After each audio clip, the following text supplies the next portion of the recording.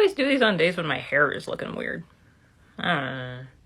So there's a slew of fantastic books out this year and later this year, and they're all picture books, and they're all really good, and I haven't covered any of them, so I figured, why don't we just do them all together? Lightning round!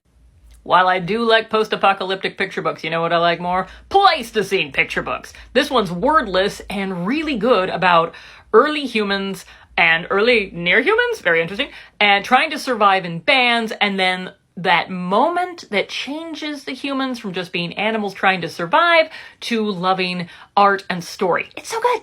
The Bear and the Wildcat. It's about death, but it's so sweet. It's a dead bird book, but it's a very nice, limited color palette, meaningful, lovely, one of the best death books I've seen in a while. From Corey Dorfeld, who brought you The Rabbit Listened, the next best book from Corey Dorfeld, Beneath, which is about not just how you're feeling, but how you're feeling underneath. Is it The Rabbit Listened? Nothing's The Rabbit Listened, but this is really good. I'm not one for messagey picture books, but I gotta say, Big is really amazing. It's much more than a don't be mean to people book. It's sort of a putting yourself in that kid's shoes, and then it's got this opening spread, and it's got like Alice in Wonderland references. It's amazing. If you saw Jackie Woodson's The World Belonged to Us and thought, all right, I'm done with kids playing outside books, you're wrong, because Jump In is really, really good, and it involves the adults, including the Reverend, who jumps into a game of Double Dutch, and you're there for it. Time for the Grandma books. Just like Grandma.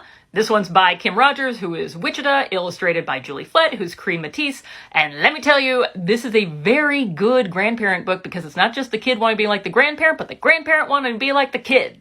Grandma book number 2, Mama Shamsi at the Bazaar, a silly picture book set in Iran, where a kid likes to play with her grandma's chador, which is apparently a very common thing to want to do. It's ridiculous and fun. Grandma book number 3, My Baba's Garden, illustrated by Sydney Smith, from the guy who did I Talk Like a River, and it's about a nonverbal communication that happens between a grandson and his grandma. It's so good. Grandma book number 4, The Red Tin Box, but she doesn't start out as a grandma, she starts out as a kid, buries something, comes back with her grandchild, and digs it up again. What's in the box? 10 Cats, a counting, color mixing, pattern seeking book that's really good. That Flag, a book that actually deals with what happens when you see a Confederate flag flying in someone's front yard. And finally, Evergreen, a book so good I want to read it 100 times and never stop.